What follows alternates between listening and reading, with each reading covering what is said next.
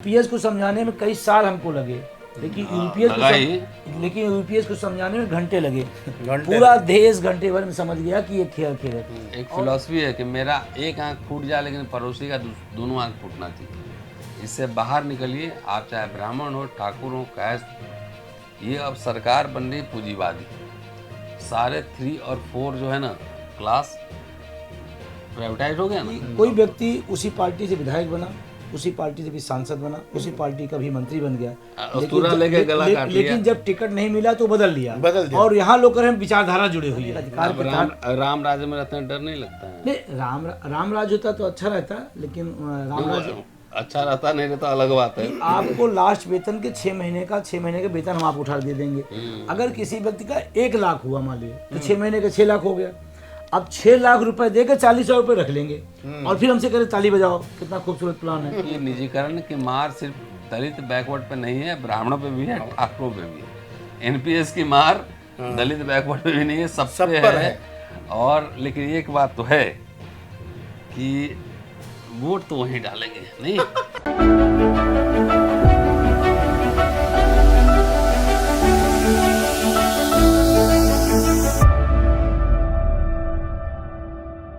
नमस्कार, good evening, जय भीम।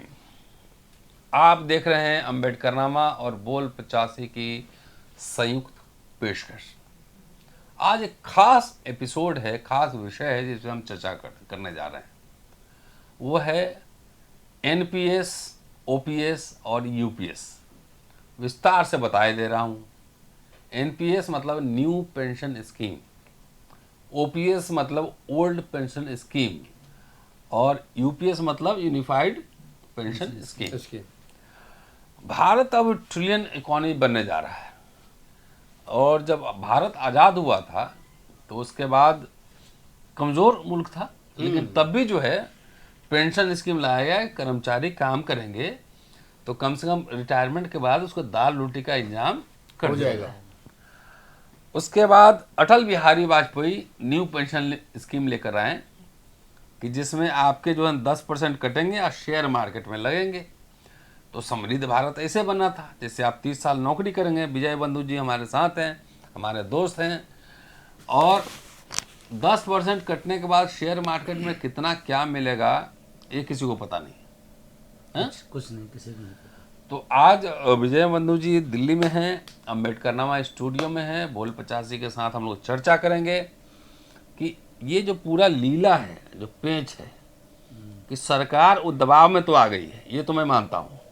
और आपके मूवमेंट के साथ मैं रहा हूँ। अम्बेडकरनामा हर समय इस मुद्दे को बोल 85 उठाता रहा है। बिल्कुल बिल्कुल। तो कम से कम दबाव में तो है सरकार। यूपीएस क्या है और थोड़ा समझा दीजिए हमारे मित्रों को। उसके बाद एक एक सवाल हम लोग लेंगे जी। देखिए, न्यू पेंशन सिस्टम जब 2004 में लाया गया जी, तो उस समय क्योंकि एक दिमाग सरकार ने लगाया कि 2004 के बाद जी, तो इसका मतलब जो उसके पहले थे सबको पेंशन मिल रही थी या मिलेगी, उसके बाद के लोगों को उसमें शामिल कर दिया गया। तो उस समय लोग सर्विस में नहीं थे, नौकरियों में नहीं थे और लोग समझ नहीं पाए इसको। जिनकी जिम्मेदारी थी, मैं ओल्ड पेंशन स्कीम में हूँ, तब भी इस लड़ाई में शामिल। जी बिल्कुल। और जिनकी जिम्मेदारी थी, जिन संगठनों और जिन नेतृत्वकर्ताओं की, उसको इस एनपीएस के खिलाफ बोलना चाहिए था, लेकिन उन्होंने नहीं बोला। चलिए 2004 में गलती हुई, आज 2024 में फिर गलती हो जा रही है। उन लोगों द्वारा हो रही है जो बड़े बड़े संगठनों के बड़े बड़े मठाधीश हैं, सेवानिवृत्त हैं और ओपीएस की मलाई खा रहे हैं। कौन संगठन? आज नाम बोलिए। अब तमाम रेलवे के तमाम बड़े बड़े संगठन हैं, जेसीएम के तमाम सारे जो संगठनों के भाग हैं, वो सारे लोग आज फिर यूपीएस का जो नया आया है, एनपीएस का नया वर्जन जी, वो उसकी भी तारीफ करना शुरू कर दिए। जबकि देश का एक भी कर्मचारी न एनपीएस के पक्ष में था न यूपीएस के पक्ष में था। ओके। और लगातार एनएमओपीएस के बैनर तले पुरानी पेंशन की लड़ाई लड़ रहा है और लगातार उसका असर भी पड़ा। संघर्ष से शुरू हुआ और तमाम सारी सफलताएं 4 राज्यों के अंदर हुई, तमाम सारा संशोधनों को उसमें मजबूर करना पड़ा। लेकिन एनएमओपीएस और उसके तमाम सारे लोगों का, इस देश के करोड़ों लोगों का एक ही मानना है कि हमें चाहिए बहु पेंशन। अभी जो लाया गया यूपीएस को लाया गया, उसको एक आम भाषा में लोग गांव में लोग ऊट पटांग पेंशन योजना बता रहे हैं। आपने पढ़ लिया है पूरा? यूपीएस मतलब ऊट पटांग पेंशन योजना आपने पढ़ लिया है? हमने पूरा पढ़ लिया है। तो उसके बारे में बताइए। अब उसके बारे में उन्होंने कहा कि ये पहली बात तो 20 साल उन्होंने एनपीएस की तारीफ की, बहुत शानदार, बहुत शानदार।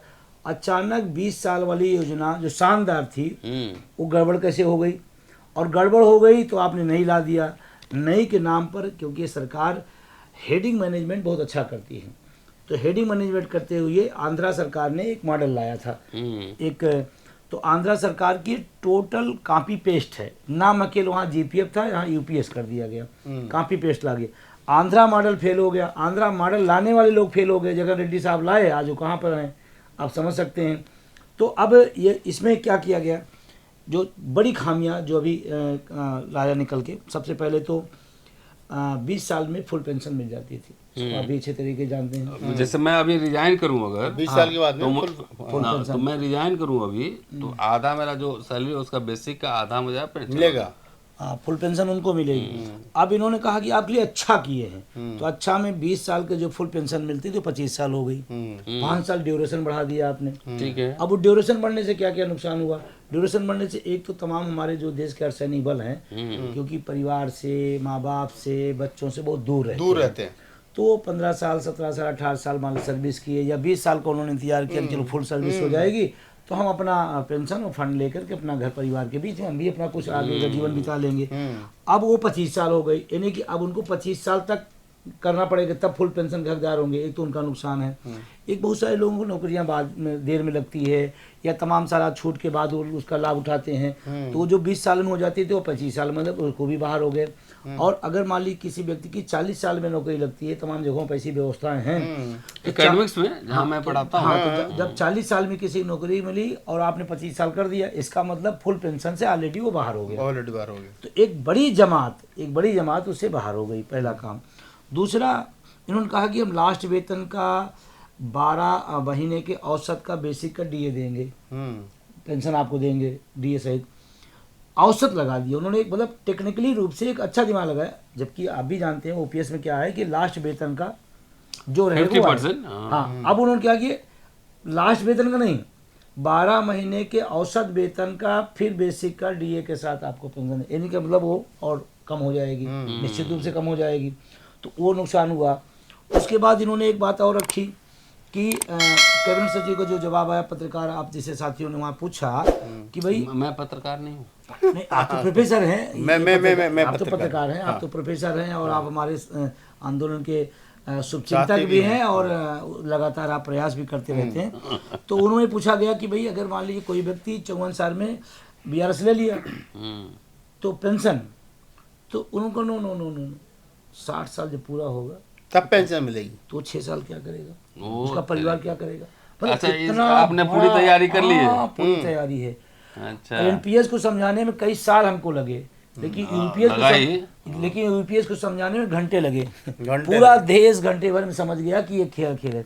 और अभी देखिए उससे भी तगड़ा, देना कुछ नहीं, लेना 10% पैसा जो हमारे वेतन का, हमारी कमाई का पैसा एनपीएस में जाता था, यूपीएस में वो 10% पैसा रख लेंगे। अच्छा, रख लेंगे पूरा 10% पैसा हमारा, अपना तो रखेंगे, हमारा भी 10%। और आप कल्पना करें जो उसमें है, अगर बहुत न्यून वेतनमान वाला है, मान लीजिए अपरासी है, उसका भी वेतन 30,000 होता है। अब अगर मान लीजिए 20 साल में सर्विस पा गया, 40 साल उसने नौकरी किया, और 10% मतलब 3,000 4,000 जैसे बढ़ते क्रम में होगा, तो उसका बढ़ता जाएगा, कम से कम 40 से 50 लाख रुपए उसका होगा, 10% पूरी लाइफ का। तो मतलब मोटा मोटी डंडी मारी चल रहा है। अब 40-50 लाख रख करके उसमें क्या करें कि आपको लास्ट वेतन के 6 महीने का वेतन हम आपको उठा दे देंगे। अगर किसी व्यक्ति का 1 लाख हुआ मान लिए, तो 6 महीने का 6 लाख हो गया। अब 6 लाख रुपए देकर 40,000 रुपये रख लेंगे, और फिर हमसे करें ताली बजाओ, कितना खूबसूरत प्लान है। तो ये यूपीएस, इसीलिए ऊट पटांग पेंशन योजना, इसको लोग नहीं डर, हम क्योंकि हक की आवाज उठा रहे हैं और संवैधानिक अधिकार है, हम उस संवैधानिक अधिकार के तहत। राम राज्य में रहते हैं, डर नहीं लगता है? नहीं, राम राज्य होता तो अच्छा रहता, लेकिन राम राज्य अच्छा रहता नहीं रहता अलग बात है। नहीं, डर के मतलब है कि ये बात सही है कि सरकार ने इस तरह से तानाशाही प्रवृत्ति अपनाई है, तमाम सारे आवाज़ें बंद हुई हैं, डराए गए, धमकाए गए। हमारे ऊपर तमाम थोड़ा दबाव प्रेशर रहता है, लेकिन हमने संकल्प लिया है कि लाखों लोगों की जो लड़ाई लड़ी जा रही है उसको लड़ेंगे। और तमाम अपने समाज के महापुरुषों को हम सब ने पढ़ा है, उन सब ने भी तमाम पेचीदगियाँ, तमाम संघर्षों, तमाम अवरोधों के बाद काम किए हैं और हम इस काम को करेंगे। उनका डर भय जिनके लिए होगा उनके लिए, लेकिन मैं लगातार इस पर बोलूँगा और अपने हक की बात चलिए, इस करूंगा। बात के लिए तो विजय बंधु साहब की ताली बजाई जानी चाहिए। और मैं ओल्ड पेंशन स्कीम में हूँ, लेकिन इनके आंदोलन में मैं लगातार सक्रिय हूँ। और राहुल नागपाल मेरे साथ हैं। सवाल तो कुछ हैं राहुल जी। कि हम लोग आज ही मीटिंग में थे कहीं, बिल्कुल। सारे ब्यूरोक्रेट मिनिस्टर्स कहीं थे वहाँ पर। नौकरियाँ हैं कहाँ? है नहीं। कुछ सवाल है आपके पास? मेरे पास सवाल ये है सर कि जो ये कह रहे हैं कि ओल्ड पेंशन और न्यू पेंशन के बीच में जो झगड़ा है, इसमें एक बात निकल कर के आ रही है कहीं ना कहीं कि ओल्ड पेंशन सरकार ने बंद कर दी, न्यू पेंशन पॉलिसी लेकर के सरकार आई है, उससे आप लोग खुश नहीं हो। क्यों खुश नहीं हो आपने बता दिया, अब आप चाहते क्या हो ये बता दो थोड़ा सा। Restore old bus pension. हम चाहते हैं पुरानी पेंशन लागू हो। कल माननीय प्रधानमंत्री जी हरियाणा की जनसभा में पहली बार लोग कहते थे अरे कुछ नहीं, उन पर कोई असर नहीं पड़ेगा। मैं इस अपनी इस संघर्ष की यात्रा का सफलता मानता हूं कि पिछले सदन में उन्होंने राज्यसभा में आधे घंटे बोला, हमारे मुद्दे पर बोला। हाँ, हमारे खिलाफ बोला, हमारे मुद्दे के खिलाफ मुद्दा बोला, मुद्दा आपका था, लेकिन बोला उन्होंने। ये मेरी संघर्ष की जीत है। क्यों जीत है? कि प्रधानमंत्री अधिकतर मुद्दों की कोई बात नहीं करते हैं, इधर उधर की बात करेंगे, मुद्दों की बात। लेकिन संघर्ष करने वाले उनको राज्यसभा में बोलना पड़ा, बोले, वो जम के बोले, खिलाफ में बोले। कल अभी हरियाणा में जनसभा में थे वो, जनसभा में उन्होंने एनपीएस यूपीएस की खूब शानदार तारीफ किया और उन्होंने पहली बार एक शब्द यूज किया, भाजपा सरकार कर्मचारी हितैषी है और इसीलिए हमने इस पेंशन योजना में बेहतरीन चीज करने का प्रयास किया है। तो वो खिलाफ बोले, ठीक है, लेकिन मुझे लगा कि बोलता कब है आदमी, जब उसके प्रेशर होता है, प्रेशर हो। इसका मतलब हरियाणा के, महाराष्ट्र के चुनाव में उनको रिपोर्ट गई है कि पुरानी पेंशन एनएमओपीएस के आंदोलन जो हो रहा है मुद्दा बन रहा है, असर है और इसीलिए उनको बोलना पड़ा। हाँ, एक बात मैं जरूर तारीफ करूंगा उनकी कि उन्होंने कहा कि इस पर विपक्ष के लोग पहले ओपीएस चिल्ला रहे थे, हमने एक बढ़िया योजना लाई, वो चुप हो गए, बंद हो गए, अपने उठाते हैं। ये विपक्ष के लिए एक बड़ा संकेत है कि अगर प्रधानमंत्री को टेंशन है ओपीएस पे, तो विपक्ष के लोगों को चाहिए उस टेंशन को, उस हक की लड़ाई को और स्पीड बढ़ाना चाहिए। विपक्ष के लोगों से मिले? चलिए अब की लास्ट सवाल आप सामने। एक मिनट। विपक्ष के लोगों से मिले आप? अखिलेश जी से मिले हैं? नहीं, हमने विपक्ष के तमाम सारे नेताओं से मिला। सत्ता पक्ष से भी, जब आप पिछली बार मैं आया था दिल्ली, तो उसमें संसद के अंदर मैं गया था, सत्ता पक्ष विपक्ष के सारे लोगों से था। विपक्ष से मैंने कहा कि मेरी आवाज़ उठाइए, सत्ता से कहा लागू करिए, और एक दिन में 42-45 सांसदों में मिलने की बात, अपने मुद्दे को रखने की बात कही। मेरा सवाल ये है लास्ट में आपसे, अब हम कंक्लूड कर रहे हैं कि क्या आपको लगता है 1 मिनट में अगर आप ये बता सकें कि जो न्यू जो पॉलिसी आई है यूपीएस उसमें क्या काम, 1 मिनट में बता सकें आप लोग? नहीं, वो तो हमने यूपीएस का बता दिया, 10% पैसा हमारा ले लिया जाएगा। 1 मिनट में, अगर 1 मिनट में ये कह सकें, आम आदमी की समझ में आ सके कि सरकार भ्रमित कर रही है, क्यों भ्रमित कर रही है? मैं बता रहा हूँ, कोई भ्रमित नहीं, कर्मचारी 1% नहीं भ्रमित है और कर्मचारी लगातार विरोध कर रहा। आज भी हमारी महाराष्ट्र यूनिट, हमारी राष्ट्रीय उपाध्यक्ष बीतेश खंडवा में शिरडी में इतना बड़ा कार्यक्रम हुआ, पूरी सरकार झुंझलाई हुई है और तमाम विपक्ष के नेताओं ने मंच पे आकर कहा कि हमारी सरकार बने, पहले कैबिनेट में इसको लागू करेंगे। चलिए, बहुत शानदार बातचीत। विजय बंधु साहब हमारे मित्र भी हैं और इस आंदोलन में मैं ऐसे भी जुड़ा हुआ हूँ, मीडिया पर्सन के हिसाब से भी और बौद्धिकता के साथ भी।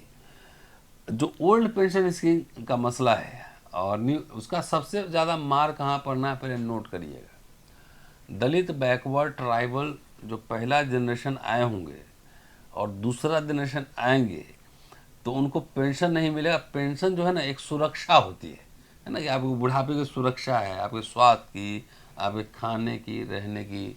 1700 रुपया न्यू पेंशन स्कीम में मिला है ना? बिल्कुल है, बिल्कुल। और लोग सुसाइड भी किए हैं, ठीक है ना? तो वो सुरक्षा थी और इसकी सबसे ज्यादा मार पड़नी है, वो पड़नी है दलित, बैकवर्ड और ट्राइबल, राइट? यही बात है ना? बिल्कुल बिल्कुल। और आपके मूवमेंट में तो अपर कास्ट भी जुड़े होंगे अभी? नहीं, सब जुड़े हैं, क्योंकि देखिए ये आंदोलन सबका है, और मजे की बात यह है कि जो अपनी पार्टी समझते हैं वो पार्टी उनको भी मारी है। ये गजब की चीज है। यही तो बात है। ये गजब ये की बात है। तो हम और मैं से कह भी रहे हैं। क्योंकि मैं ये बात कहना चाहता हूँ कि और मैं उनको संदेश भी देना चाहता हूँ कि कोई व्यक्ति उसी पार्टी से विधायक बना, उसी पार्टी से भी सांसद बना, उसी पार्टी का भी मंत्री बन गया, लेकिन जब टिकट नहीं मिला तो बदल दिया। और यहाँ लोग करें विचारधारा जुड़े हुए हैं। अरे जिसने लाभ लिया उस पार्टी से हो तो तमाम लाभ लेने के बाद बदल गया, टिकट नहीं मिला, वापस दूसरी जगह चला गया और हम उसी में फंसे। चलिए, वो एक बात मैं कहना चाहता हूँ कि निजीकरण की मार सिर्फ दलित बैकवर्ड पे नहीं है, ब्राह्मणों पे भी है, ठाकुरों पे भी है। एनपीएस की मार दलित बैकवर्ड पे भी नहीं है, सब पे है। और लेकिन एक बात तो है कि वोट तो वहीं डालेंगे। नहीं मैं इस पर सहमत पूरी तरह से नहीं हूँ, क्योंकि मैं हिमाचल गया और हमने अपील की वोट फॉर ओपीएस की।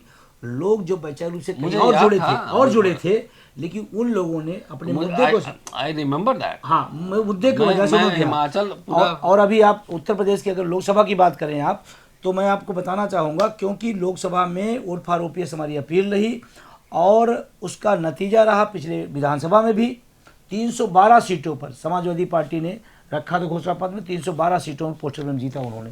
तो ये मैं कहना चाहता हूँ कि लोग आ रहे हैं, पहले से ज़्यादा बेहतर आ रहे हैं, अपने मुद्दों के साथ खड़े हो रहे हैं और उनको खड़ा होना पड़ेगा। चलिए, एक फिलॉसफी है कि मेरा एक आंख फूट जाए लेकिन पड़ोसी का दोनों आंख फूटना चाहिए। इससे बाहर निकलिए, आप चाहे ब्राह्मण हो, ठाकुर हो, कैस्ट हो।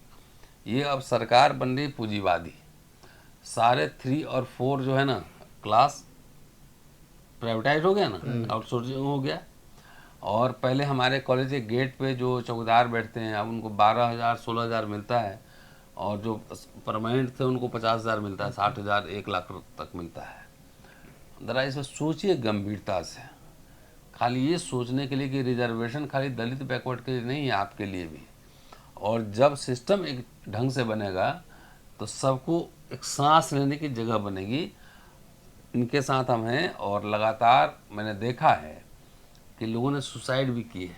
ओल्ड 1700 रुपया पेंशन मिल रहा है। देखते रहिए अम्बेडकरनामा और बोल 85, और इस आंदोलन को हम लोग आगे बढ़ाते रहेंगे। और विजय बंधु साहब का बहुत बहुत शुक्रिया, और अपने कर्मचारियों को बोलिए कम से कम ये यूट्यूब चैनल देख ले। बिल्कुल, मैं इस बात को कहूँगा, क्योंकि जनरली शिकायत रहती है कि हमारा मीडिया हमको कवर नहीं करता, मीडिया क्या करता नहीं है। तो अपने साथियों से मैं कहना चाहता हूँ, जो आपकी बात उठाए, जो बात आपको दिखाए, जो बात आपकी पहुँचाए, आप उसे ज़्यादा सब्सक्राइब करें, उसको विजय बंधु साहब कमेंट करें, क्योंकि यही एक ऐसा माध्यम होता है जब आप अपनी बात लोगों तक माध्यम से पहुंचा पाए। तो ये एक माध्यम है, उसको आप सब आपकी आवाज़ जो उठाए, उस आवाज़ को आप आगे बढ़ाइए, उस लोगों तक पहुंचाइए। विजय बंधु साहब, आपका जो मूवमेंट है उसका अभी तक चाय हम लोग नहीं पिए, ना हम पिए ना बोल। लेकिन फिर मैं अंत में ये बात कहूँगा सर को रोकते हुए, तो मैं कहूँगा आज की इस शाम के लिए कि कभी बुलाइए, एक कप चाय भी हो जाए, जो शिकायत है। और वो शिकायत नहीं है, नहीं, लोग कहते हैं कि मीडिया नहीं दिखाता है, तो मीडिया दिखाने के लिए तैयार है। रतनलाल सर का अम्बेडकरनामा जो उनका खुद का प्लेटफॉर्म है, पत्रकार नहीं है वो, लेकिन फिर भी दिखा रहे हैं। मैं पत्रकार हूँ, मैं भी दिखा रहा हूँ। तो कभी बुलाइए एक कप चाय के लिए, फिर बैठ करके लंबी चर्चा करेंगे। लेकिन ये मुद्दा आंदोलन आगे बढ़ना चाहिए। हम लोग अपने लिए नहीं जीतते हैं। हाँ, बाकी कंक्लूड करिए। कंक्लूड ये है कि इस पूरी बातचीत के बारे में आपकी क्या प्रतिक्रिया हमें बताइए। और ये गहन मुद्दा है, इस मुद्दे को थोड़ा सा सोचिए, समझिए, आगे बढ़ाइए, ताकि हमें पता चल सके कि ये ओल्ड पेंशन और न्यू पेंशन में सरकार उलझाना चाह रही है, इसमें हम कैसे बाहर निकलें और अपनी बेहतरी के लिए कैसे काम कर सकें, ये आपके समझ में आ जाए। शुक्रिया। देखते रहिए नीलकमल टीवी। आपको अगर हमारा वीडियो अच्छा लगता है तो हमारे चैनल को सब्सक्राइब करिए, वीडियो को लाइक करिए, शेयर करिए। धन्यवाद।